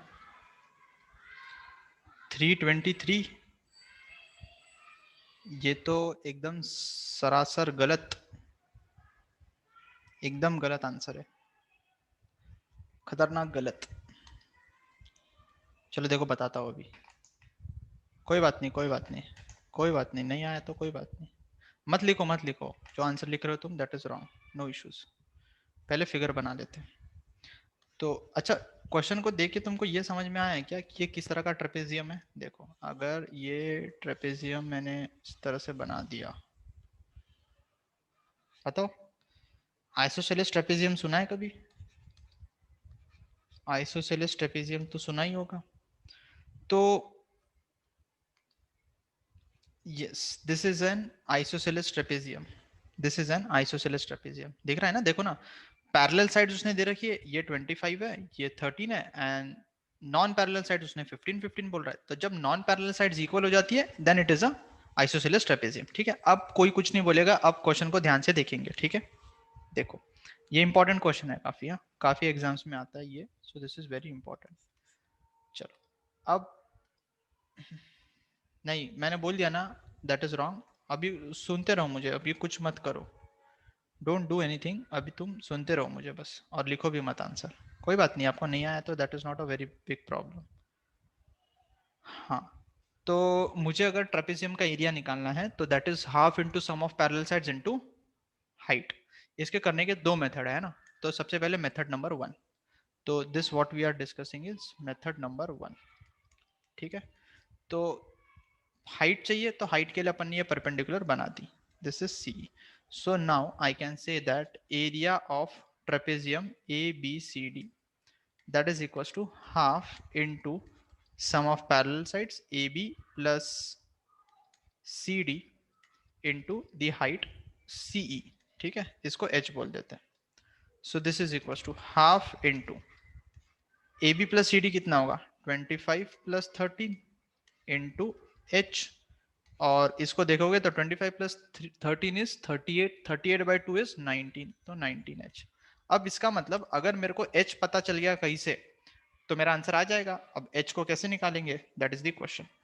तो इस मेथड में मैं क्या करता हूँ H निकालने के लिए, since this is an isosceles trapezium, मैं कंस्ट्रक्शन करता हूँ, and the construction is, this is my construction in the question, that I will draw a line CF parallel to AD, CF parallel to AD। तो ये देखो, ये AD line है, तो ये CF आ गया, this is the line CF which is parallel to AD, ये और ये पैरेलल है, फाइन, और ये तो ऑलरेडी पैरेलल था ही। अब अगर तुम फिगर को देखोगे तो अब मैं क्या इस कंस्ट्रक्शन के कारण ये बोल सकता हूं, therefore AFCD is a parallelogram, AFCD is a parallelogram. क्यों? बिकॉज इस क्वाड्रिलेटरल में AFCD में, ये AFCD में both pairs of opposite side are parallel. तो अगर both pairs of opposite side parallel हो जाते हैं तो इट बिकम्स अ पैरेललोग्राम। ठीक है, और अगर पैरेललोग्राम है तो पैरेललोग्राम की अपोजिट साइड्स इक्वल हो जाएंगी। So I can say that CF will be equal to AD। इसका रीजन क्या है, opposite sides of parallelogram are equal, fine, equal. तो इसका मतलब CF का लेंथ किसके इक्वल आ गया, CF is equal to 15, because AD already given है मुझे, तो CF इज इक्वल टू 15। अब अगर CF आ गया, मेरा पर्पस क्या है भाई, मुझे निकालना क्या वो भी पता होना चाहिए ना, नहीं तो मैं कुछ भी करते जाऊंगा। H निकालना है, तो H के लिए मैंने CF निकाल लिया। अब अगर CF आ गया तो अब देखो इसमें हीरोन्स फॉर्मूला कैसे अप्लाई करेंगे अपन। अब तुम देखो कि अगर CF आ गया तो इस ट्रायंगल BFC इसका एरिया आ जाएगा। कैसे एरिया आएगा, अभी ये भी एरिया कैसे आएगा देखो, अरे ये कौन आ रहा है, हाँ, ये डिस्टेंस AF ये किसके इक्वल होगा, दिस इज इक्वल टू 13, ये 13 के इक्वल है, तो ये BF डिस्टेंस किसके इक्वल होगा, 12 के इक्वल होगा। क्यों 13 के इक्वल होगा, because CD is equal to AF, CD is equal to AF। हाँ अभी किसने तो भी कुछ तो भी आंसर लिखा है, वो मुझे लग रहा है कि वो सही हो सकता है. So now what I can do is कि मैं ये बोल सकता हूँ कि जो लेंथ ऑफ ए बी होगा, मैंने लिख दिया फिगर में बट फिर भी मैं समझा देता हूँ, वो इक्वल टू होगा A F plus B F. And A F will be equal to 13 because opposite sides of the parallelogram are equal, and AB is already known कि that is equals to 25, so this is 25 is equals to AF कितना है 13 plus BF कितना है, BF तो मुझे निकालना है, तो यहाँ से आ जाएगा BF is equal to 12. ठीक है, वो मैंने फिगर में लिख दिया था. फाइन. अब देखो अब क्या कर सकते हैं, अब मैं फिगर को यहाँ बना लेता हूँ. ठीक है, ये फिगर मैंने बना लिया. तो this was A, this was B C D. यहाँ हमने पैरेलल बनाया था और ये परपेंडिकुलर था हमारा, ये ई पॉइंट ये एफ पॉइंट. ये हमारा ए एफ कितना है, ए एफ इज 13 और बी एफ हमने अभी निकाला 12, ये 15 और ये भी 15. ठीक है, ये पैरेलल है. अब तुम देखो कि मुझे h निकालने के लिए अब मैं एरिया ऑफ ट्रायंगल BFC निकाल लेता हूँ और वहां से मेरे पास h आएगा. कैसे? So using Heron's formula I can calculate area of triangle BFC. तो area of triangle BFC is equal to, इसके लिए पहले s निकाल लेते हैं, semi perimeter, that is 15 plus ये भी 15 है और ये 12, 15 plus 15 plus 12 by 2. So this is equal to how much, this is equal to 21 centimetre. ठीक है, इसमें कोई दिक्कत नहीं है. अब आ जाते हैं area, area of triangle BFC. ठीक है, this is equal to under root of s into S minus है, तो s तो 21 इंटू एस माइनस ए कितना हो जाएगा 21 माइनस 15 इंटू ये आ जाएगा फिर से 21 माइनस 15 और थर्ड आ जाएगा इंटू 21 माइनस 12. ठीक है, so this is equal to 21 into 6 into 6 into 9, ये आ गया. फाइन. अब देखो यहाँ से ये 6 और 6 दो बार लिखा है, एक बार बाहर, और रूट 9 तो 3 होता है, रूट 21, तो इसका आंसर आ गया 18 रूट 21. अब ये 18 रूट 21 किसका एरिया आया, एरिया ऑफ ट्रायंगल BFC का, दैट इज दिस. और एरिया ऑफ ट्रायंगल BFC को हम क्या लिख सकते हैं, हाफ बेस इंटू हाइट, तो हाफ इंटू बेस, तो मैं बेस ले लूंगा ये BF और हाइट हो जाएगी CE, तो half into BF into CE. This is equal to 18 root 21. तो यहां से मुझे पता चलेगा half into, just a minute, this is half into, क्या हुआ, हाँ हाफ इंटू BF कितना है, BF was how much 12 and CE तो H के बराबर है 18 रूट 21. तो अब बस दिस इज 6 6 3, तो H कितना आ गया 3 रूट 21. भाई H ही तो चाहिए था तुमको, H आ गया. तो एरिया ऑफ ABCD ये आ गया हमारे पास. 19H था, ऊपर में कैलकुलेट कर रखा था 19H, याद है, ये देखो 19H.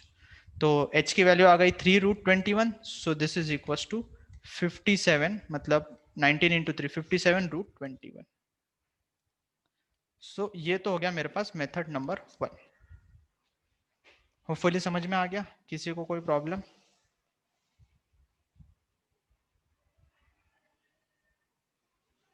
चलो अब इसका मेथड नंबर 2 भी देख लेते हैं. चलो लेट्स सी मेथड नंबर 2. अब कोई मैसेज मत करो, अब देखो मेथड 2. ठीक है, मेथड 2 में क्या है कि मैं फिगर बना लेता हूँ सबसे पहले. तो फिगर बनाने के लिए मैंने ये ट्रेपेजियम बना लिया. ठीक है, तो A B C and D. ठीक है, इसमें क्या करते हैं हम, यहाँ से परपेंडिकुलर ड्रॉप कर देते हैं. This is the height and this is the height. ठीक है, ये CE बोल दिया मैंने, ये CF बोल दिया. ये 13 है एंड दिस कंप्लीट इज 25, तो ये 13 हो जाएगा.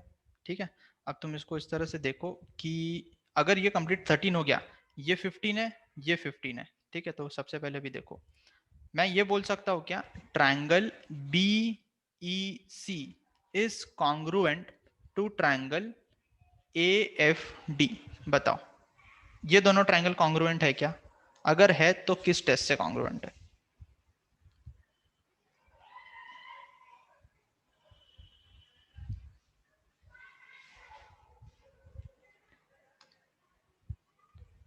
यस बाय आरएचएस टेस्ट, बहुत ही बढ़िया, by RHS test these are congruent, बस बस हो गया, आप हो गया आरएचएस टेस्ट, यस ग्रेट। तो आरएचएस टेस्ट से क्यों कॉन्ग्रुएंट है, हाइपोटेनस इक्वल है and one of the side is equal, क्योंकि ये एच है तो ये भी एच हो जाएगा, distance between the parallel sides is also always equal. अच्छा, अब अगर ये कॉन्ग्रुएंट है तो इसका मतलब मैं ये बोल सकता हूँ कि जो देयरफॉर बीई डिस्टेंस होगा that will be equal to AF distance by CPCT, CPCT corresponding parts of congruent triangles. ठीक है, अब अगर ऐसा है तो मुझे ये पता चल जाएगा कि एएफ और बीई इक्वल होने के कारण ये टोटल लेंथ कितना था 25, 25 में से 13 गए, 12 बचा, 12 में से ये 6 हो जाएगा, ये 6 हो जाएगा, फेयर इनफ। अच्छा, तो इस मेथड से कर रहा था तू, तो हाँ ठीक है, फिर मतलब तूने सही सोचा तो कोई बात नहीं। अगर हम सोच भी पा रहे हैं ना तो इट्स गुड, अगर तू सोच भी पा रहा है कि हाँ ऐसे कुछ हो सकता है तो हो जाएगा, फिर थोड़ी प्रैक्टिस करेगा ना तो अपने आप फिर सब कुछ आने लग जाएगा। तो ये 6 और 6 आ गया। अब देखो मुझे निकालना क्या क्वेश्चन में, मुझे निकालना है एरिया ऑफ दिस फिगर, मतलब ट्रेपेजियम, तो area of trapezium A B C D this is equal to area of triangle, ये ट्रायंगल, ये रेक्टेंगल है और ये ट्रायंगल है, so area of triangle BEC plus area of triangle नहीं, area of quadrilateral, F quadrilateral बोलने से अच्छा रेक्टेंगल है वो, F E C D, this is a rectangle, है ना, वो दिख रहा है तुमको क्यों रेक्टेंगल है, all the angles are 90 degree and opposite sides are equal, plus area of triangle AFD। ठीक है, सो अब एरिया ऑफ ट्रायंगल बीईसी कितना हो जाएगा, this is nothing but half into BEC में बेस कितना है 6, ठीक है, ठीक है। अच्छा, तुम्हें इसमें h की जरूरत पड़ेगी तो अभी h निकालना पड़ेगा ना पहले, तो h तो निकाला नहीं मैंने, मैं बताता हूँ अभी h कैसे आएगा।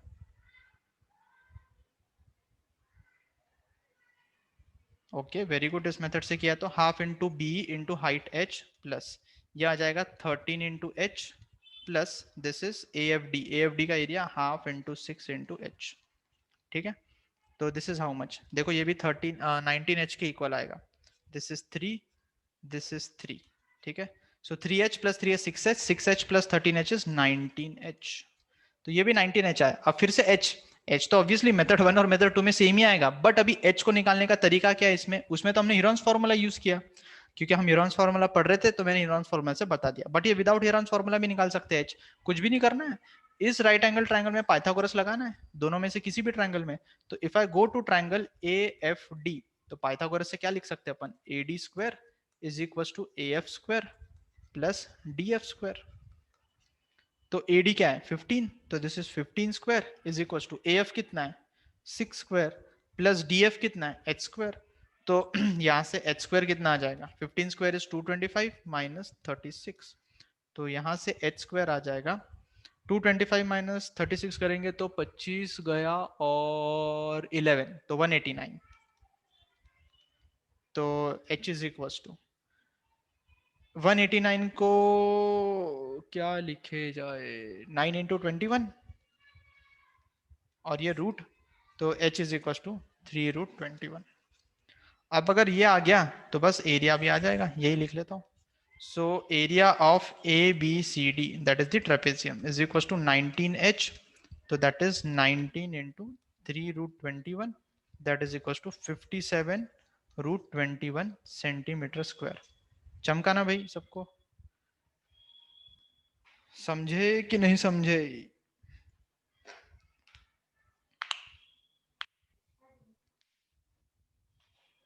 ठीक है, यस बढ़िया।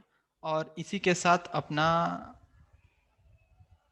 हीरोन्स फार्मूला खत्म, हीरोन्स फार्मूला को अपन ने खत्म कर लिया।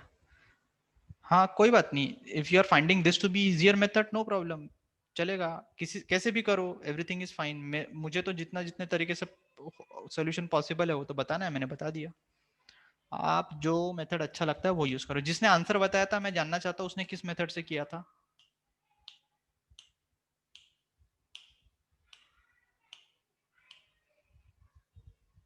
सेकेंड मेथड, ओके चलेगा, बट फर्स्ट मेथड भी समझ में आ ही गया होगा, दैट इज ऑल्सो इजी। ठीक है, चलो अभी हम क्या करेंगे, अभी हमें नेक्स्ट टॉपिक कौन सा पढ़ना है, आई थिंक सरफेस एरिया पढ़ना है, राइट। तो अभी क्या करते हैं, will take a break of 5 to 10 minutes, ठीक है। तब तक तुम ये हिरॉन्स फार्मूला देखो, अगर किसी को कुछ भी डाउट होगा हिरॉन्स फार्मूला से तो ये पूछ सकते हो। अभी तुमको वो एक्सरसाइज 1 जो भी तुम्हारे पास बुक है फाउंडेशन का, उसकी एक्सरसाइज तुम सॉल्व कर लेना, and if you have any doubts तो कभी भी पूछ सकते हो, ठीक है। So will start after 5 to 10 minutes, ठीक है। जाना नहीं है, क्लास छोड़ के जाओ मत, मतलब इधर ही रहो, मैं म्यूट करके रख रहा हूँ। I will be back in 5 minutes. Okay,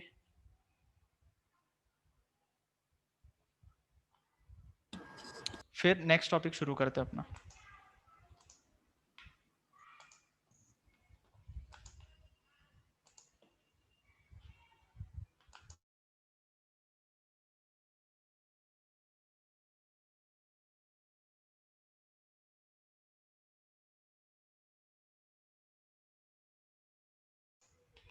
हाँ, क्लास इज स्टिल 8:30। हाँ, 8:30 तक क्लास है, तो इसलिए मैं बोल रहा हूँ कि will start in 5 minutes. Class 8:30 तक है बेटा, तो अभी और 1 घंटा बचा है।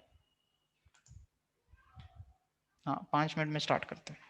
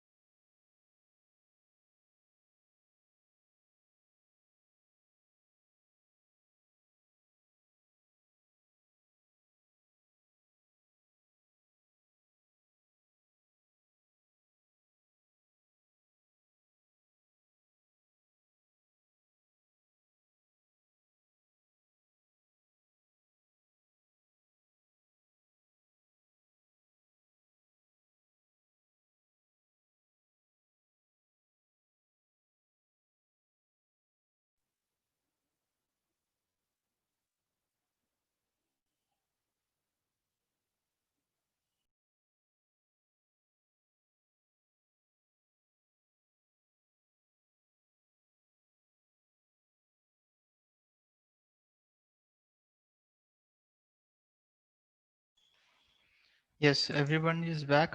कोई गया तो नहीं ना क्लास छोड़ के? हाँ, आई कैन सी। अच्छा, हो क्लास में।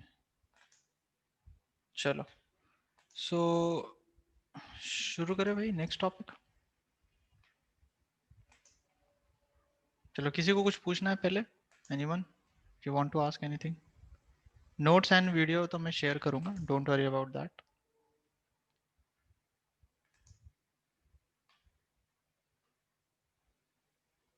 चलो, सो नेक्स्ट टॉपिक पे आते हैं, surface area and volume.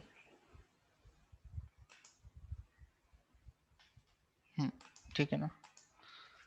Surface area and volume तो आज पूरा तो नहीं कर पाएंगे, लेक्चर 1 लिख लेता हूँ मैं। ठीक है,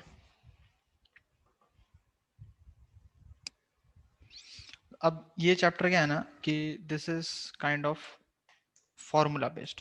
ठीक है, ये भी फॉर्मूला बेस्ड चैप्टर है। जो 9th के इंपॉर्टेंट चैप्टर्स होते हैं, पता है वो कौन से हैं? नंबर सिस्टम, पॉलिनोमियल्स, ज्योमेट्री में triangles, then quadrilateral, area of parallelogram and triangle, circles. ये सबसे ज़्यादा इंपॉर्टेंट है, जो आगे जाके भी बहुत यूज होते हैं।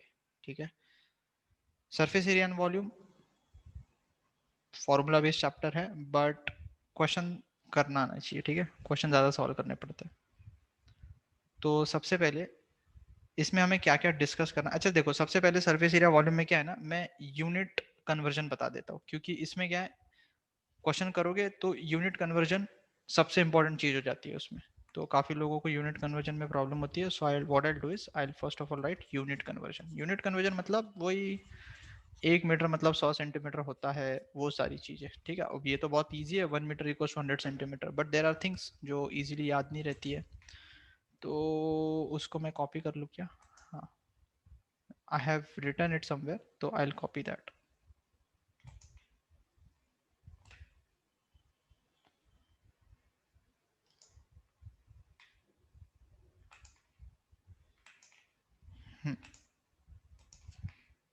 ये आ गया वो, दिख रहा है सबको? दिखेगा ही, क्यों ना दिखे। ठीक है, इसको यहाँ चिपका देते हैं। सो इसमें ऑल दी यूनिट कन्वर्जन्स जो पता होनी चाहिए वो लिखे हैं। जरूरत से ज्यादा भी लिखे हुए, जैसे ये मायरा मीटर वगैरह, इसको नहीं याद रखा तो भी चलता है। 1 सेंटीमीटर 10 मिलीमीटर होता है, 1 decimetre is 10 centimetre, 1 metre is obviously 100 centimetre, और 1000 mm ये तो कॉमनली पता होता है। तो 1 सेंटीमीटर, 1 डेसीमीटर, 1 मीटर, 1 डेकामीटर ये पता होना चाहिए। हेक्टोमीटर रेयर यूज होगा, किलोमीटर भी पता होना चाहिए। आई सेंड ना, मतलब मैं पीडीएफ सेंड कर दूंगा ना क्लास नोट्स का, क्लास होने के बाद, तो आपको दिख जाएगा वहां पे, इसमें रहेगा ही पीडीएफ में, तो तब नोट कर सकते हो अभी, है ना? तब नोट कर लेना, नॉट अ प्रॉब्लम। ठीक है, ये लेंथ से रिलेटेड यूनिट कन्वर्जन लिखे हुए। फिर there are unit conversion related to area also, area के रिस्पेक्ट में ऑल्सो। हाँ, it is recorded, I will share the recorded lecture. मैं यूट्यूब पे अपलोड करके आपको लिंक भेज दूंगा और पीडीएफ भी भेजूंगा। सो दोनों होगा आपके पास, तो जैसे चाहिए आप देख सकते हो। फिर एरिया, एरिया क्या है? Area 1 centimetre square. ये कोई, ये डीएम का मतलब नोटेशन याद रखो, डीएम का मतलब होता है डेसीमीटर। ठीक है, तो ये सारी यूनिट कन्वर्जन की चीजें जो तुमको याद होनी चाहिए, जो क्वेश्चन में बहुत यूज होगा, है ना? Centimetre square, decimetre square, metre square, फिर ये हेक्टामीटर स्क्वायर, ये kilometre square, all those things. And फिर with respect to volume, 1 centi, हाँ, ये 1 centimetre is equal to 1 centimetre cube. Volume मतलब क्यूब की बात चल रही है, तो 1 centimetre cube is equal to 1 ml। This relation is very important, ये याद होना चाहिए। ठीक है, 1 centimetre cube is equal to 1 ml, this is the most commonly use relation, तो ये याद कर लो। फिर 1 litre equal to 1000 ml and all those things. Fine, तो this is the thing related with unit conversion जो तुमको याद करना पड़ेगा। देन अब हम इसमें पढ़ने क्या वाले, इसमें will be covering surface area and volume. मतलब क्या कि जो भी सॉलिड फिगर्स होते हैं, सॉलिड फिगर्स मतलब cube, cuboid, cylinder, cone, sphere, hemisphere, इनका सरफेस एरिया, इनका वॉल्यूम किस तरह से निकाल सकते हैं, those are the things we would be discussing. ठीक है, तो सबसे पहले हम शुरू करते हैं क्यूबॉइड से, ठीक है। Will start with cuboid. So क्या क्या डिस्कस करने वाले मैंने बोला, चलो ये लिख लेता हूं मैं। We are going to discuss cuboid, then cube, then cylinder, then cone, फिर स्फीयर एंड फाइनली हेमिस्फीयर। ये डिस्कस करना है, ठीक है। तो आज अभी जितना टाइम है उतने में will try to understand cuboid and cube. तो सबसे पहले first solid figure will talk about, that is cuboid. Cuboid, अब जैसे मैंने क्यूबॉइड बोल दिया ना, तो सीधा जिस रूम में अपन बैठे हैं अभी, जिस रूम में तुम बैठे होंगे वो रूम तुम्हारे लिए क्यूबॉइड है। तुम्हारी स्टडी रूम बोलो या जिस रूम में भी तुम बैठे हो, क्यूबॉइड बोलते हैं। I should understand it is nothing but I am talking about a room, है ना। Cuboid is a solid figure, है ना। और ये रेक्टेंगुलर सॉलिड फिगर होता है बाउंडेड बाय 6 रेक्टेंगुलर प्लेन्स, है ना। तो अगर मुझे अभी क्यूबॉइड बनाना है मान लो तो क्यूबॉइड कैसे बनेगा, देखो एक रेक्टेंगल बनाया मैंने और एक रेक्टेंगल बना लेता हूं। अच्छा नहीं बना,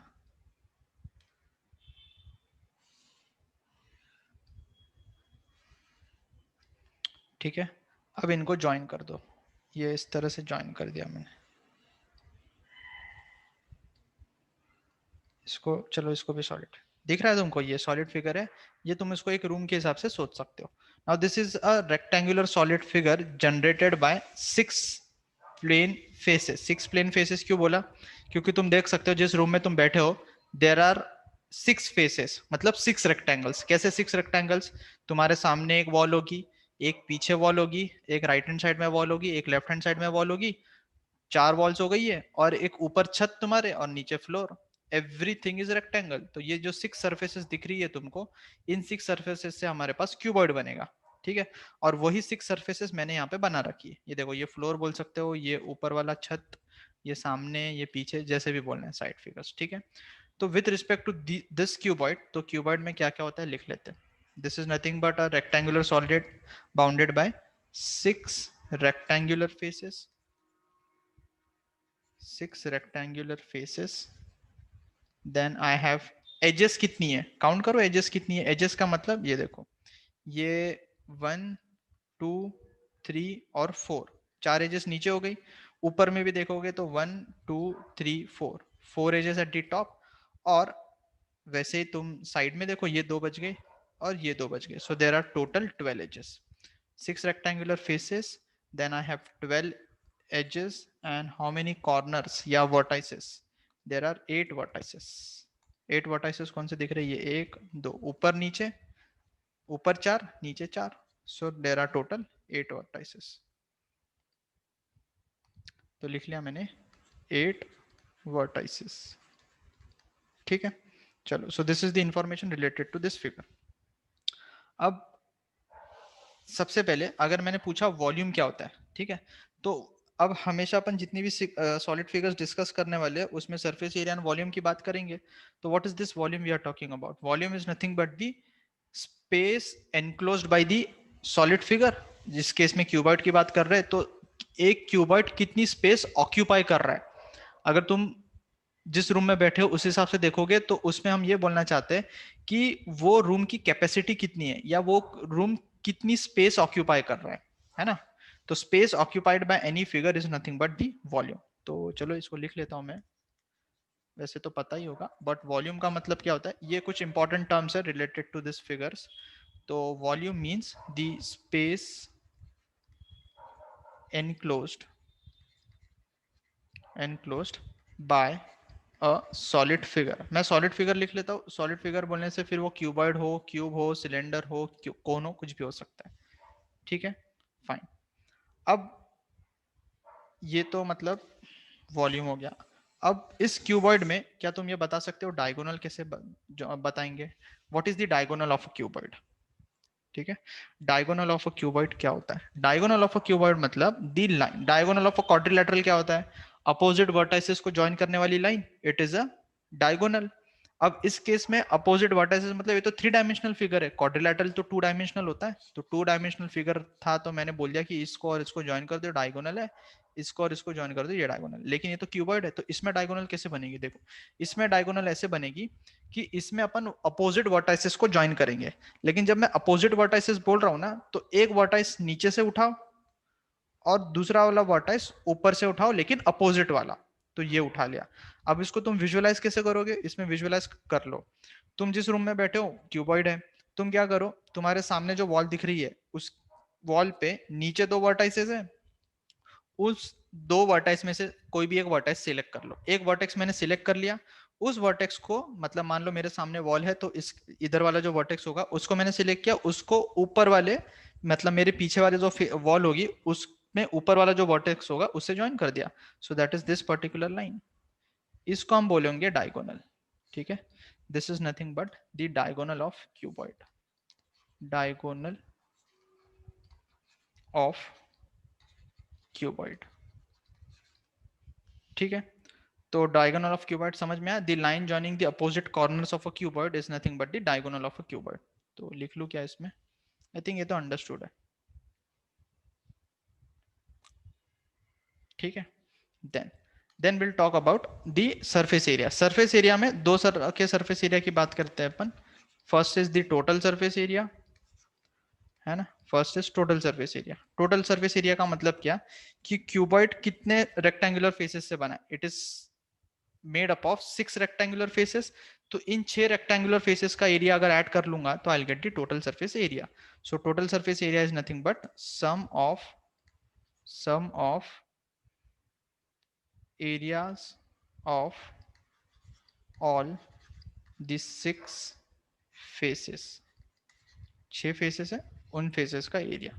अगर इसमें there is a term called curved surface area तो नहीं होगा, लैटरल सरफेस एरिया। बाकी के फिगर्स में it will be curved surface area, but in this case it will be lateral surface area. So what is the lateral surface area of a cuboid? So lateral surface area भी लिख लिया मैंने। Lateral surface area का मतलब क्या होगा? Total surface area मतलब जो भी 6 रेक्टेंगुलर फेसेस थे उनका एरिया ऐड कर दिया। लेटरल सरफेस एरिया में क्या करो तुम, जो ऊपर वाला फेस है और जो नीचे वाला फेस है उसको हटा दो, मतलब छत और फ्लोर को मैंने हटा दिया, तो बचेगी 4 दीवारें, 4 वॉल्स बच गई। तो इन 4 वॉल्स का अगर एरिया मैंने ऐड कर दिया, that is nothing but the lateral surface area. So this is sum of areas of 4 walls. ठीक है, 4 वॉल्स। इसको स्पेसिफिकली इस तरह से भी डिफाइन कर सकते हैं। 4 वॉल्स बोलने से तो क्या हुआ, वो रूम की फीलिंग आ गई तुमको। अगर क्यूबॉइड और कुछ भी बोल दिया मैंने, तो दी 4 फेसेस ऐसा लिख सकते हैं हम, the 4 faces which meets the base of a cuboid are called the lateral faces. ठीक है, sum of areas of 4 walls, I think इतना काफी है हमारे लिए। देन डायगोनल तो मैंने बता दिया, और क्या इसमें? ठीक है, now will start writing the formulas, है ना? इसमें फिर फॉर्मूले लिखने पड़ेंगे, तो let's start writing the formulas for cuboid, है ना? फॉर्मूलाज लिखने से पहले इसके डायमेंशंस को डिफाइन कर देते हैं। The length is defined as L, the breadth is defined as B, and the height, ये हाइट होगा, this is defined by H। LBH ये डायमेंशन हो गए। इसके अलावा और कोई डायमेंशन की जरूरत नहीं है। ठीक है, तो सबसे पहले लिखते हैं अपन डायगोनल ऑफ क्यूबॉइड। ठीक है, first thing will write is diagonal of cuboid. तो what is diagonal of a cuboid? चलो इसको अभी सोचो, फिगर बनाता हूं मैं यहाँ पे, तो समझना पड़ेगा कि किस तरह से आएगा। ये मेरा क्यूबॉइड बना रहा हूं मैं।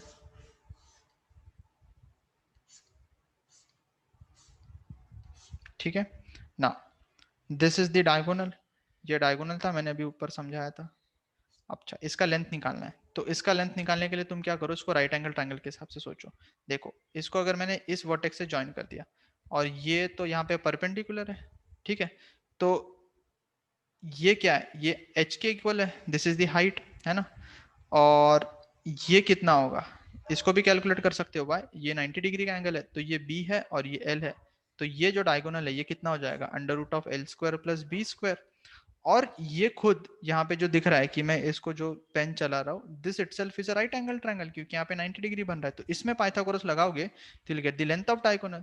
तो लेंथ ऑफ डायगोनल किसके इक्वल होगा? Square of one side that is L square plus B square आ जाएगा, अंडर रूट का स्क्वायर, इसका स्क्वायर, एंड प्लस एच का स्क्वायर। तो ये आ गया। तो इसको सिंप्लीफाई करोगे तो L square plus B square plus H square आएगा। जिनको समझ में आया वेल एंड गुड, नहीं तो फॉर्मूला याद होना चाहिए। And that is under root of L square plus B square plus H square. This is the diagonal of cuboid. ठीक है। फिर डायगोनल के बाद क्या लिखते हैं? डायगोनल के बाद will write total surface area. ठीक है। टोटल सरफेस एरिया को शॉर्टकट में अपन लिख सकते हैं T S A. This is written as T S A. और लेटरल सरफेस एरिया को लिखते हैं L S A. So the TSA, that is the total surface area, this will be equal to, total surface area का मतलब क्या हुआ? Sum of all the 6 faces। तो सारे 6 फेसेस को ऐड करना है, एरिया ऐड करना है। तो आई थिंक समझ में आ जाएगा कैसे ऐड होगा। तुम इसको अब इस तरह से सोचो कि जो तुम रूम में बैठे हो उसके 6 रेक्टेंगल से 6 रेक्टेंगल्स का एरिया ऐड करना है। रेक्टेंगल का एरिया क्या होता है? लेंथ इनटू ब्रेड्थ, उस टाइप से। तो अगर तुम फिगर को देखोगे तो ये देखो, नीचे वाला फेस दिखूंगा तो उसका एरिया एल इंटू बी, ऊपर वाले फेस का एल इंटू बी। सो हो जाएगा 2 times of L into B. ठीक है। फिर ऐसे अगर ये साइड फेसेस देखूंगा तो ये क्या लिखा हुआ है? B into H. सो और ये सामने वाले और पीछे वाले फेस देखूंगा that is nothing but L into H. So this is 2 times of L B plus 2 times of L H plus 2 times of B H. This is the total surface area. ठीक है। ये 2 बाहर है। फिर अगर मुझे lateral surface area लिखना है एल एस ए, तो लैटरल सरफेस एरिया के लिए मैं क्या करूंगा? I let the areas of only 4 walls. ऊपर और नीचे का एरिया नहीं लिखूंगा। तो ऊपर और नीचे का एरिया नहीं लिखने का मतलब क्या हुआ? कि ये जो छत का एरिया है और जो बॉटम फेस का एरिया है उसको डिलीट कर देंगे, रिमूव कर देंगे। तो वो कौन सा एरिया था? वो एल इंटू बी था। So that should be 2 into B L H plus B H. अब इसमें से h कॉमन ले सकते हैं ना, तो इसमें से h कॉमन ले लिया तो this is 2h into L plus B, ऐसे भी याद रख सकते हैं इसको। So this is the T S A. फिर क्या बचा? Fourth one, that is the volume. और वॉल्यूम क्या बताया था मैंने? Volume is nothing but space occupied या स्पेस एनक्लोज। तो इसको हम लिख सकते हैं एरिया ऑफ बेस। क्यूबॉइड के केस में वी कैन राइट, सिलेंडर के केस में भी एरिया ऑफ बेस लिख पाएंगे, कोन के केस में डिफिकल्ट हो जाएगा। So area of base into height लिख लिया मैंने यहाँ पे। Since the cross section is perpendicular तो ठीक है, that is not very important. But area of base हो जाएगा, एरिया ऑफ बेस हो जाएगा एल इंटू बी, और हाइट तो एच है। So volume is nothing but L B H. This is volume of cuboid. So cuboid का volume कितना है? L into B into H. So these are the 4 important formulas with respect to cuboid जो पता होने चाहिए। कोई problem? अच्छा, अब अगर क्यूबॉइड समझ में आ गया, ठीक है, तो क्यूब में कुछ भी एक्स्ट्रा नया नहीं होता है। क्यूब में there is nothing different. Cube में क्या होता है? क्यूब में ये होता है कि अगर क्यूबॉइड की सारी,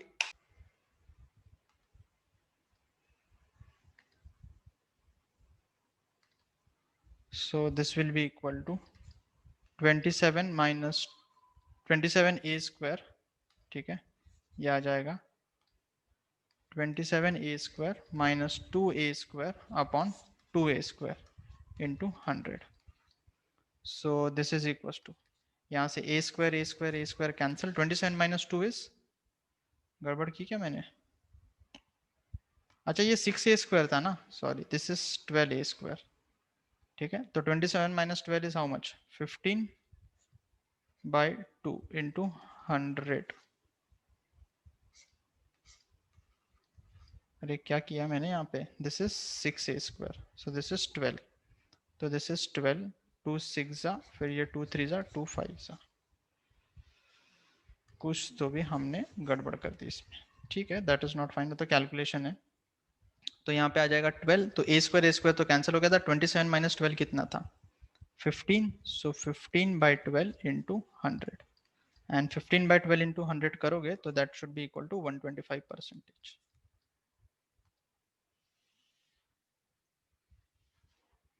6 ए स्क्वायर है वो, 6 ए स्क्वायर है, दिस इज 6 ए स्क्वायर। ठीक है, चलो then go on to the next.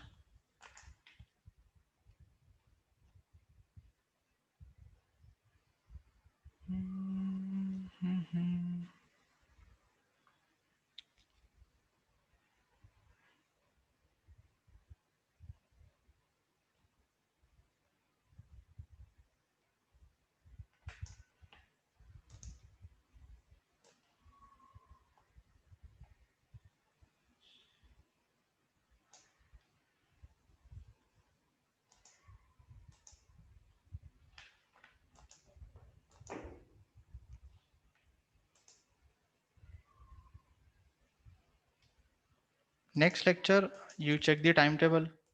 क्यों 6 to 8:30 ज़्यादा हो गया क्या? टाइम ज़्यादा हो गया ऐसा लग रहा है तुमको? बोर हो गए क्या?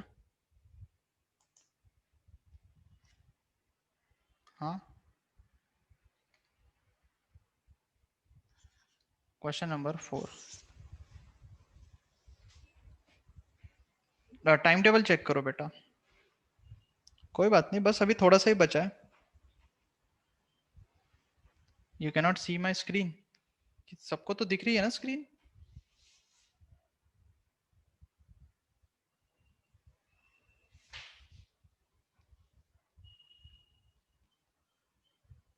हाँ आप रिजॉइन कर लो बेटा। यस, सो नेक्स्ट क्वेश्चन मैंने लिखा है एन ओपन बॉक्स। हाँ, an open box is made up of 3 centimeter thick wood. Its external length, breadth and height are this much. Find the cost of painting the inner surface at rupees 5 per meter square. At rupees 5 per meter square पे we are supposed to find the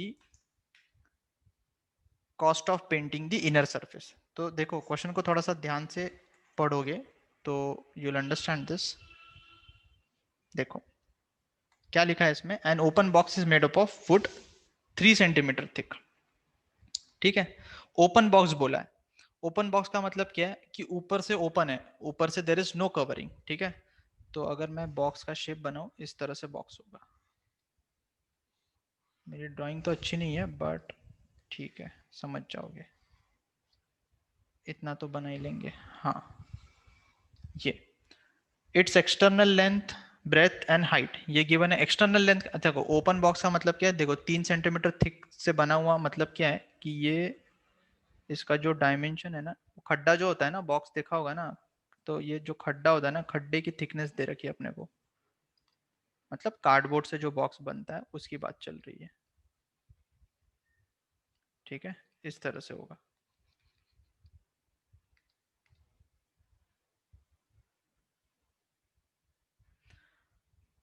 हाँ तो